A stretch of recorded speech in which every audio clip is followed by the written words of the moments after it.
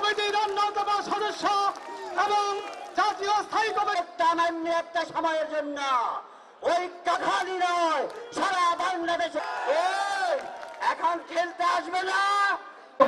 সংগ্রামী ভাই ও বোনেরা, কোম্পানিগঞ্জ কবিরহাট লোক নিয়ে বেগমগঞ্জ থেকে কেন্দ্রীয় নির্বাহী কমিটির ভাইস চেয়ারম্যান দল গুছেন নোয়াখালী জেলা বিএনপির 90-এর গণঅভ্যুত্থানের দীর্ঘ 18 বছর ধরে আন্দোলনে আছি, প্রয়োজনে আরো 18 বছর আন্দোলন করব পরিচয় করিয়ে দিচ্ছি।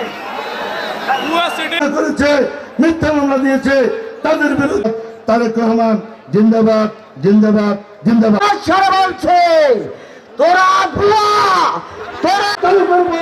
তাই আশাবাদ ব্যক্ত করে আমার বক্তব্য এখানে পৌরসভা বিএনপির সংগ্রামী ভারপ্রাপ্ত সভাপতি শাহাদাতের নেতাকে ধন্যবাদ।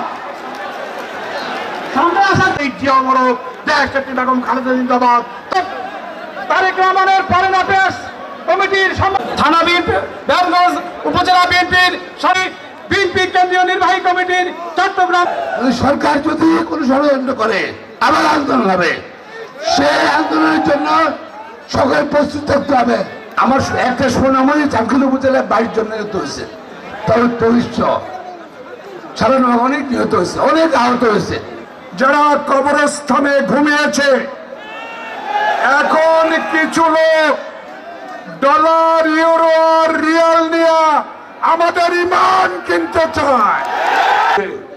আমাদের রাজনৈতিক সংস্কৃতিতে বাংলাদেশের মানুষের যে নতুন আকাঙ্ক্ষা, আপনি বাংলাদেশে এই নির্বাচনের রোডম্যাপ তৈরি করে অতি শীঘ্রই নির্বাচন দিয়ে একটি স্বচ্ছ নিরপেক্ষ নির্বাচনের ব্যবস্থা করবেন, যাতে বাংলাদেশের মানুষ আজীবন আপনাকে মনে রাখে।